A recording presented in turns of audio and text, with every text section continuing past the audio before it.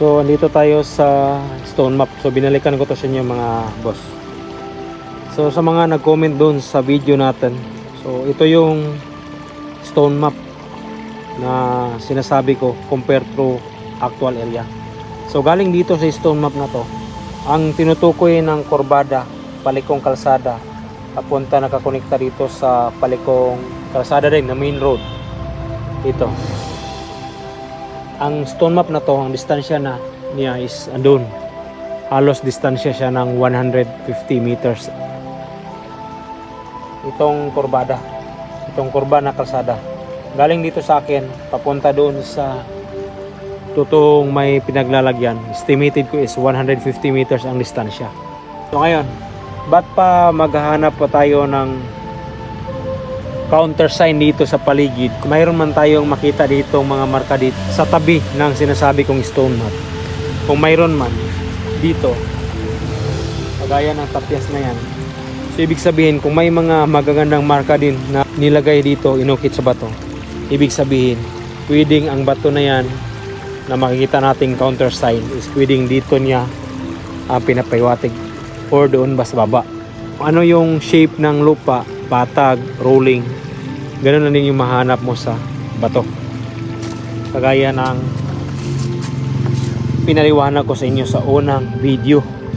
So ngayon, yung sinasabi, nag-comment pa na sinasabi, try daw itisdig. Ba't ko naman siya ititisdig kung sigurado naman siya na dito talaga mismo ang may kayamanan, doon sa tunay na lugar na kurbada. So pwede siyang direkta mo siyang hukayin doon sa lugar na yon. Pero sa maliban sa paghukay, pagpunta mo doon sa totoong lugar para masintro mo yung tunay na treasure doon sa totoong lugar na yon. Kasi ang landmark is yung kurbang kalsada, di ba? Bago mo siya hukayin, kasi malawak ang dot dito, ibig sabihin malalim na parte ng lupa ang tinutukoy dito, malalim na parte. So ibig sabihin din, babasahin mo pa siya doon para makita mo tunay na sentro ang totoong pinaglalagyan dito. Kung ano yung basa dito, ganoon din ang paraan sa pagbasa doon sa tunay na actual. Kung may tapyas dito, ibig sabihin, kung makita mo itong tapyas na to, ibig sabihin, kurbang lupa ito sa yung shape ng lupa, nagkakurba. Kasi paakyat na din dito ulit. Ibali na hating lupa, palalim ito na bahagi. Ito is kurba. Ngayon, para malaman nyo yung tunay, ito yung tukoy ko, ito yung main road. Ito, dadaanan lang to ng Kalabaw, Kalaysa, Kormata, ganun tao. Kasi yung konektang karsada dito is bago lang, 1972 siya ginawa. So kaya walang TNFS dito. Kung mayroon mang tapyas dito sa gilid, yung pang-continue ng kalsada sa posing. Ay ito yung main road, straight. Tapos bakit maliit ang ginawang curve ito? Para hindi klaro, madaling mapansin sa mga nagti-treasure hunting. So para sa atin, iba yung paraan sa pagbasa natin. Hindi na kailangan yung tisdig, kailangan direkta ka na segundang basa doon at saka makita mo ng tunay na treasure. Kaya yung mga kaibigan natin na may tiwala sa atin na may gamit scanner, pinabasa sa atin. Kaya konfirmado, malayo yung naituro nila. Kasi sabi nila sa akin, pagpunta daw dito sa kurbang kalsada, dito daw parte paliko na dito ang may kayamanan. So mali ang itinuro doon sa scanner. Walang dot dito na kakaiba. Dito wala. Ang may kakaiba, itong isang kurba, dito ang isang malaking dot na klaro.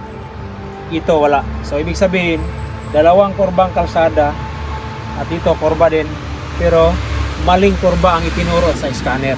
So ibig sabihin, may na-detect dito, may na-scan dito, naigo na tansya ng satellite. Ibig sabihin, decoy ang nilagay ng mga Hapon dito. Decoy lang. Walang dot dito. Kaya bakit pa siya kailangan itisdig na ito na yung pinakaklarong confirmation.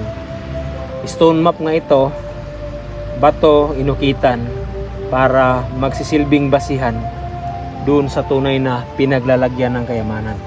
Bato nga lang ito, hindi siya tela na ginawa ng mapa, sinulatan. Hindi siya papel. Bato nga lang, pero napakaklaro. Kaya ito, kung magtataka kayo dito, ito is, bakit ito pababa na rin dito? Kasi pababa ng parting lupa na to. At ito, ipakita ko to sa inyo gamit yung drone footage natin. Itong kalsada na to, na pinakita doon sa tunay na actual, makikita natin to, ito, paliko. Ito, makikita natin to paliko. Kung makita niyo yung kurba na yan, ayan, continue yung kalsada. So, ipapakita ko sa inyo yung paliko dito na kalsada. Continue dito. Gamit yung aerial shot natin. So, ipapakita ko sa inyo. Una, bago ko ipakita ito muna, puntahan ko yung sinasabi kong segundang dot dito. Ang tinutukoy nito, yung sinabi ko may landmarking yung kurbadang kalsada, pwedeng may segundang dot, sinabi kong bato or kahoy. So mayroong malaking mangga na nakatanim doon, malaking mangga sa kurba. So pakita ko yung kurba at saka yung mangga. So posibilidad yung main marker yung malaking mangga doon dito sa dot na to. So pwedeng nasa kanya lang, kaharap, likod o katabi lang ang deposito doon sa may malaking mangga. Pagpakita ko sa inyo ito sa kurbada, itong malalim, papakita ko to sa inyo. At saka dito sa kalsada na paliko, isang paliko at saka tuwid na papunta dito. Pupunta natin. Ngayon, ito yung kalsada na sinasabi ko. Yung palikong bunggo, yun yung kalsada na tunay. At saka yung tuwid na daan ito. So papakita ko sa inyo yung totoong ito, tuwid siya. Galing dito papunta rito.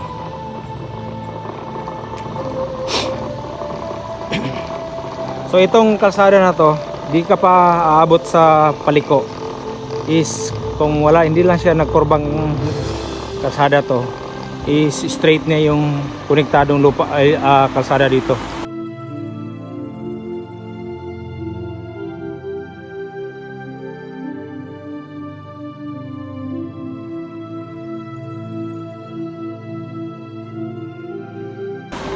Ito siya, paliko na. Ayun oh. Ito, papasok na tayo sa kurba. Kita mo yung may malaking puno ng mangga. Ayan. Andun si Babaw. Napakalaking mangga. Ayan. Ayan oh. So gagamitan natin ng ano yan. Ayan, ito yung kurba. Ito na yung kurba. So 150 meters yung distansya galing sa stone map. Ayan. Ayan. See? So yung tapyas kanina, sabi ko malalim na parte ng lupa. Ito siya. Ito yung pinapakita sa stone map. Tapos paakyat na rin dyan sa parte na yan. Di lang na nga natin mapasokan kasi bago lang to nilagyan ng mga yero. Yung sin sa Bisaya pa. Ayan. Pagdating dito, kurba. So dito na tayo gagamit ng drone. Ito siya. Para makita niyo yung kurbadang kalsada. Para malaman nyo na talaga na tunay yung basa natin. Hindi na kailangan ng tisdig. Ba't ka pa titisdig? Gagawin mong sungkaan yung lupa. Once na may mga susunod na tao papasok, mabulasot na sa bangag niyo kay puro na sungkaan. So di na kailangan ng tisdig. So segunda manong basa din ulit ang gagawin dun sa kurbada. Doon ang mga marka na yon, may mga bato. Doon ang nagtuturo sa tunay na treasure. Under. Gamitan natin ng ano. So ito yung malaking mangga. So kakaibang kulay ng dahon. Punong mangga, century.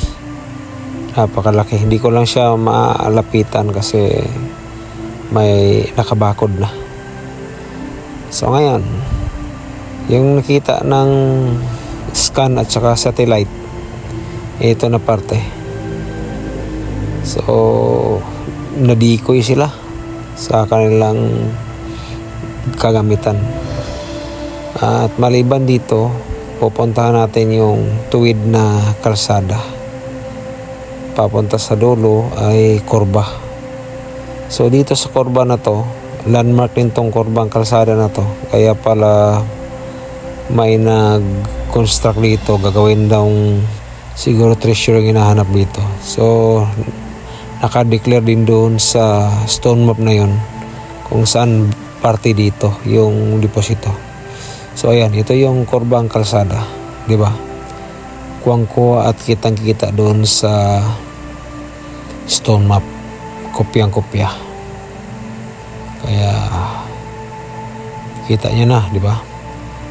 So ngayon, papakita ko sa inyo yung larawan ng kurbang kalsada at saka sa sinasabi kong parting deposito rin dito sa bandang kurbang kalsada, dito na kurba.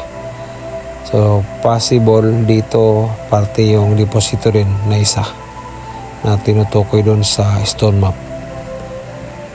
So kahit na bilugan ko siya, malaki at malawak naman yung area, hindi rin naman matutuntun yan ng madalian. So ito yung larawan. Oh, ito na yung stone map na sinasabi ko.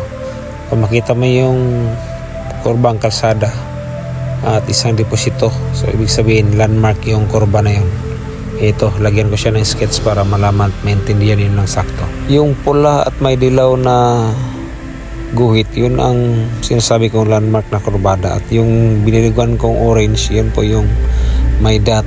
So ibig sabihin prospect na deposito din yan nakabaon sa parte na yan. At itong kurba na dito na parte yung natunton ng satellite at saka scanner dito na parte, napakalayo lang doon sa natunton natin.